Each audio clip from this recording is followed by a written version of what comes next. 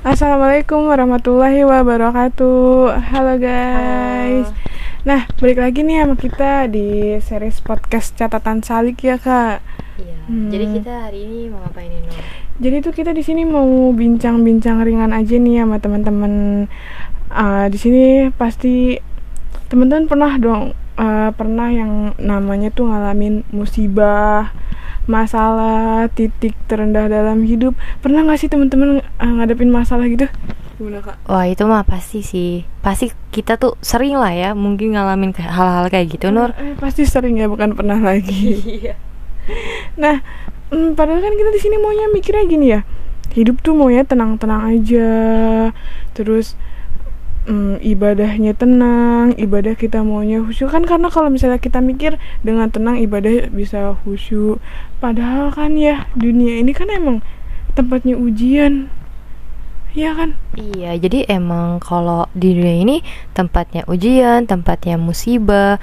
Kalau misalnya kita mau hidup tenang-tenang aja, itu bukan di sini ya, Nur ya tempatnya. Tempatnya tuh nanti di akhirat, yaitu surga ya. Nah, ini juga berkesesuaian nih, Nur, sama firman Allah dalam surat Al-Anbiya ayat ke-35. Allah berfirman, "A'udzubillahi minasyaitonirrajim. Bismillahirrahmanirrahim. Kullu nafsin dha'iqatul maut wa nabluukum bisyari wal khairi fitnah wa ilaina turja'un." Yang artinya itu, setiap yang bernyawa akan merasakan mati, dan kami akan menguji dengan keburukan dan kebaikan sebagai cobaan, dan hanya kepada kami kalian dikembalikan. Nah, dalam firman ini Allah memberitahu kita nih, Nur, bahwa kita akan diuji dengan kebaikan dan keburukan. Bahkan kebaikan pun akan diuji sama Allah itu untuk kita yang ada di dunia ini. Jadi kita gak bisa ngarep selama hidup dunia ini tenang-tenang aja tanpa ada ujian, cobaan, musibah. Itu gak mungkin. Emang dunia, pasti dunia kita adalah ujian, masalah gitu lah. Nah, kalau misalnya kita maunya di dunia lurus-lurus aja, tanpa ada musibah, tanpa ada cobaan, ini saya ibaratkan dengan jalan tol ya teman-teman. Jadi kita pasti sering ya, Nur ya, dengar case ya, gitu ya. Beberapa itu banyak kecelakaan di jalan tol malah ya kak.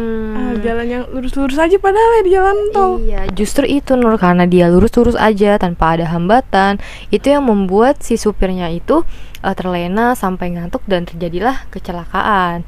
Begitu pula kita, Nur, kalau di dunia. Kalau kita misal di dunia nggak ada musibah, nggak ada cobaan, nggak ada yang nyadarin kita bahwa kita tuh lagi berjalan loh, Nur. Berjalan sebenarnya kita fighting ya di sedang dunia fighting ini. di dunia untuk nanti di akhirat ya. Jadi kalau misalnya dunia itu ibarat yang menyadarkan kita, yang menyadarkan bahwa kita tuh di sini tujuannya apa sih? Kita tuh di dunia tujuannya tuh sedang apa sih kita jalan di dunia ini ya? Iya, sedang berjalan menuju Allah Subhanahu wa Ta'ala. Biar kembali lagi loh, biar kita tuh berharap lagi kepada Allah gitu, Nur. Jadi jangan ngarep-ngarep aja tuh hidup yang tenang-tenang aja.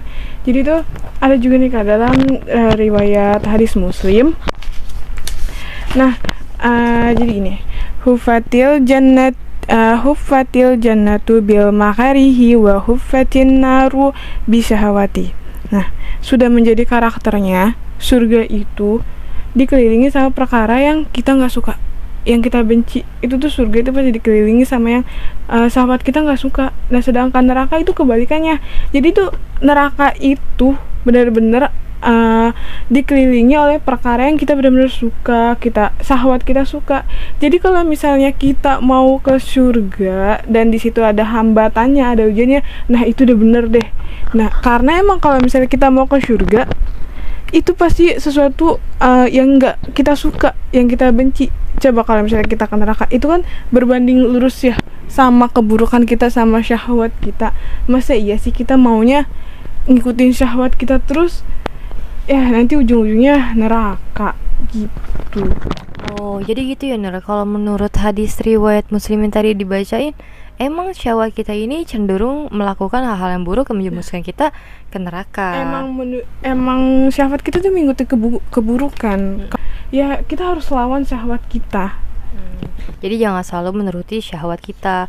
Nah, contoh kecilnya mungkin bisa diambil contoh puasa ya, Puasa nih. yang dimana kita tuh menahan haus dan lapar dari terbitnya matahari sampai terbenam matahari nanti pas waktu maghrib ya.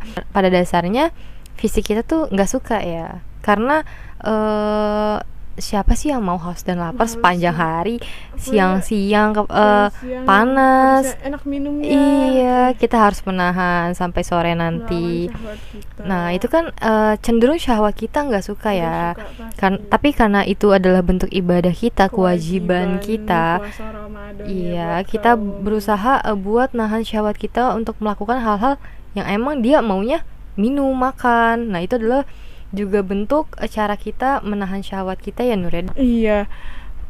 Kalau di bulan puasa itu emang physically kita kan cuman menahan haus dan lapar. Tapi dalam puasa itu kita udah termasuk ini loh teman-teman. Yang biasa nih kaum hawa atau kaum cewek kalau misalnya ngumpul nih di siang hari, biasanya ngumpulin lemak atau ngumpulin dosa. Tapi kan kalau siang-siang, kalau mau ngumpulin lemak kan udah nggak bisa ya kak. Udah nggak bisa dong, Nggak karena kan bisa kita dong. puasa ya, Puasa. kita nggak makan nggak minum. Nggak makan dan minum. Jadi kalau misalnya mau gibah juga nih biasanya teman-teman nggak bisa, lemes lah, udah males pasti ya kak. Iya, karena fisik kita nggak mendukung ya, udah Nggak capek mending ya. juga yang lemes ya, buat apalah puasa juga ngegibah. Iya, malah nggak dapet pahalanya nanti ya. Iya, jadi puasa itu udah salah satu melatih kita yang lawan syahwat kita intinya. Nah, jadi balik lagi intinya itu tuh dunia itu emang penuh dengan ujian sama musibah. Nah, Nur, mengenai dunia juga disebutkan juga nih oleh Syekh Ibnu Athaillah As-Sakandari dalam kitab beliau yang berjudul Syarhul Hikam atau yang biasa dikenal dengan Al-Hikam. Beliau berkata, La tastagrib wuku'ul aqdari ma damat fi hadhihi dari fa innaha ma abrozat illa ma huwa mustahiqu wasfiha wa wajibu na'tiha. Yang artinya itu, janganlah engkau merasa heran atau asing dengan adanya kekuruhan selama kita hidup di dunia ini. Karena dunia itu hanya memunculkan apa-apa sesuai keharusan sifatnya dan kewajiban karakternya aja. Jadi di sini Syekh menyebutkan nih Nur bahwa dunia itu keruh. Syekh menyebutkan ukul akdar. Akdar itu kan kalau secara bahasa artinya tuh lumpur ya Nur ya. Yang dimana lumpur itu kotor, licin, keruh. Iya, Menjijikan lah ya, Kak. iya, dan begitu pula sifat dunia Nur. Jadi emang Allah ini menjadikan dunia ini sebagai tempat ujian dan cobaan agar kita ini fighting di dunia ini, mengumpulkan bekal untuk di akhirat nanti Nur. Jadi kita jangan pernah bercita-cita bahwa hidup kita itu bening, karena nggak akan pernah kita temui selama kita hidup di dunia ini. Karena emang watak dunia itu seperti itu gitu ya teman-teman. Nah, ada juga nih kak dalam hadis Tirmuzi dan Ibnu Majah.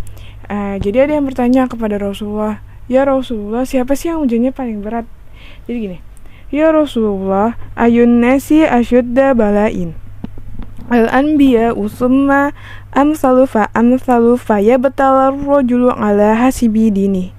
Nah, Rasulullah menjawab, siapa sih ujiannya tuh yang paling berat, paling dahsyat, pokoknya paling dah, pokoknya sangat berat. Nah, itu Rasul menjawab, yang pertama itu para nabi, yang kedua itu para syuhada atau siddiqin, nah yang ketiga itu orang-orang soleh. Jadi gini, jadi teman-teman, seorang itu akan diuji sesuai bagaimana dia memperjuangkan agamanya. Nah, kita garis bawahi ya guys, yang paling berat, yang paling dahsyat itu ini para nabi.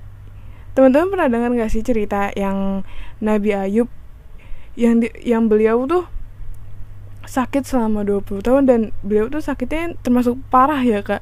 Oh, yang sakit kulit ya Nur? Iya, yang sakit kulit itu loh. Nah, beliau tuh seorang nabi. Nah, karena seorang nabi, istrinya tuh bilang ke beliau, kenapa engkau tidak meminta kepada Allah untuk diangkat penyakit engkau? Nah, Nabi Ayub tuh sebenarnya bukan gak mau berdoa ya. Sebenarnya tuh Nabi Ayub malu. Jadi tuh beliau sakit 20 tahun yang termasuk penyakit kulit lah, itu yang termasuk, kita tahulah ceritanya kayak gimana ya. Nah, beliau tuh malu karena apa? Karena beliau sakit hanya 20 tahun, maaf teman-teman, 20 tahun, dan sehatnya itu 60 tahun. Jadi umur beliau yang sehat itu 60 tahun dan sakitnya 20 tahun. Makanya beliau tuh malu untuk berdoa kepada Allah. Itu ujian Nabi Ayub yang menurut kita tuh sangat dahsyat lah. Nah, dibandingkan kita tuh sebenarnya nggak ada apa-apa teman-teman. Ya Allah, cuman kita paling sakit paling lama apa nih Kak? Apa ya? Ya paling kita mah tipes ya. Seminggu ya. Seminggu. Apalagi yang kemarin-kemarin tuh COVID 2 minggu. Itu juga ya bisa nggak parah lah kayak Nabi Ayub ya. Kalau ujian kita mah dikit lah gitu. Perbandingannya jauh ya kalau sama ujian para nabi ya Nur ya. Iya, itu Nabi Ayub 20 tahun teman-teman, sedangkan kita yang paling lama seminggu 2 minggu udah itu mah. Oh, jadi sekelas nabi aja itu masih diuji dan ujiannya lebih berat daripada kita ya Nur ya. Iya, nah ini juga kita bisa ambil pelajaran bahwa kenapa Allah memilih manusia, maksudnya memilih nabi dari kalangan manusia, kenapa nggak dari kalangan malaikat atau kalangan jin, biar kita itu bisa meneladaninya ya Nur ya. Kayak kisah Nabi Ayub tadi, bahwa beliau udah sakit lama selama 20 tahun tapi beliau tetap bersabar dan bahkan enggan gitu meminta kepada Allah untuk diangkat penyakitnya. Nah teman-teman, kita tuh selama hidup di dunia ini emang tidak bisa menghindar dari yang namanya cobaan dan ujian ya Nur. Iya, setiap manusia pasti ada cobaan dan ujian. Iya, karena emang dunia tempatnya kita diuji dan diberi cobaan oleh Allah Subhanahu wa taala. Nah, pasti kita juga bertanya-tanya nih ya, kenapa sih kita dan cobaan di hidup ini ya. Kenapa sih Allah memberi kita musibah? Kenapa harus kita tuh diberi cobaan? Kita harus merasakan sakit ya Nur ya. Kita harus bersedih-sedih. Itu kenapa sih? Nah, yang pertama itu kenapa Allah ngasih kita cobaan? Karena agar kita merasa takut. Ketika kita merasa takut, muncullah rasa roja, yaitu berharap kepada Allah. Nah, ketika kita dapat cobaan, kita muncul nih rasa takut kepada Allah, karena kita mengalami musibah yang dimana kita tuh nggak berdaya ya Nur ya.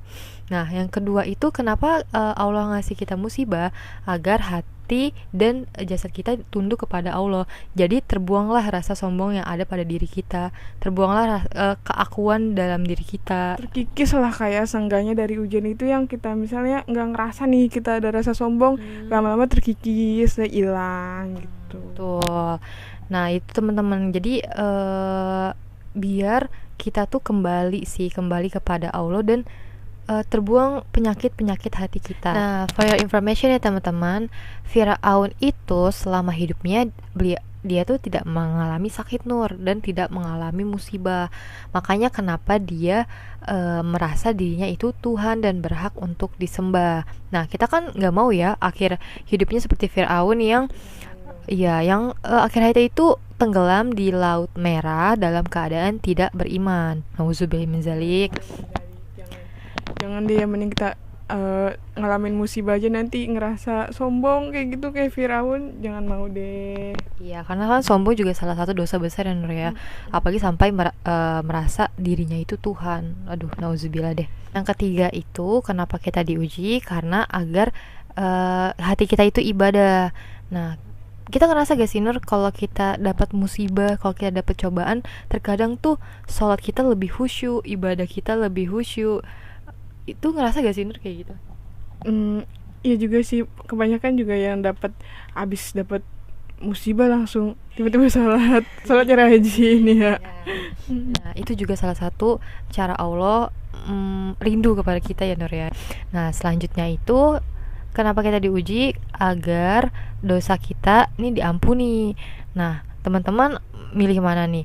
Kira-kira dosanya dihapusin di dunia dengan musibah, atau dihapusin dosanya di akhir tapi harus mampir dulu di neraka, harus dicuci dulu di neraka. Menurut kamu gimana, Nur? Jangan dong, mending kita susah-susah di sini aja, karena kan kalau misalnya di dunia dalam kesulitan pasti ada kemudahan. Jangan langsung di neraka deh, aduh, up. Itu kalau di neraka pasti kan rasanya rasa kita berkali-kali lipat ya, Nur ya. Iya.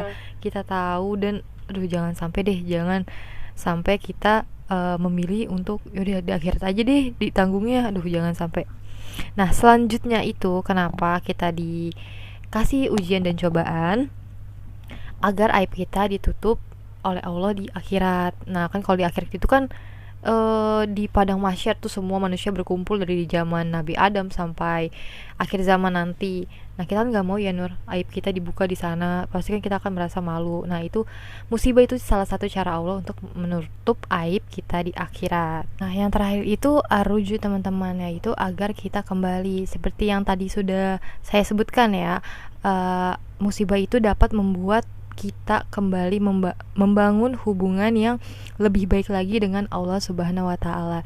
Jadi kita jangan berprasangka buruk dulu nih dengan Allah ketika kita ditimpa musibah dan bencana ya, Nur. Nah, iya tuh. Jadi kan setiap kekeruhan itu ada banyak lah ya guys kita alamin, yang kayak misalnya kekeruhan atau masalah di keluarga nih biasanya, atau tetangga kita. Nah, ataupun untuk yang kuliah di sekolah pasti kan kayak tugas seperti itu kan menurut kita beban ya. Nah, terus juga buat yang para pekerjaan ya, atau ini pasti ada dong kekeruhan kita dalam di kantor, pasti banyak sih itu yang para pekerja mah. Iya, jadi emang kekeruhan hidup atau masalah ini pasti kita temuin di dunia ini dan di mana-mana ya, Nur ya, di berbagai tempat kayak ya tadi Nur telah sebutkan. Jadi kita di sini tuh ya harus semangat menjalani hidup, jangan takut untuk menghadapi musibah, karena apa ya, Nur, di balik kesulitan ada kemudahan ya, Nur ya. Juga. Nah, ini juga gini sih guys, emang watak dunia itu emang penuh kekeruhan.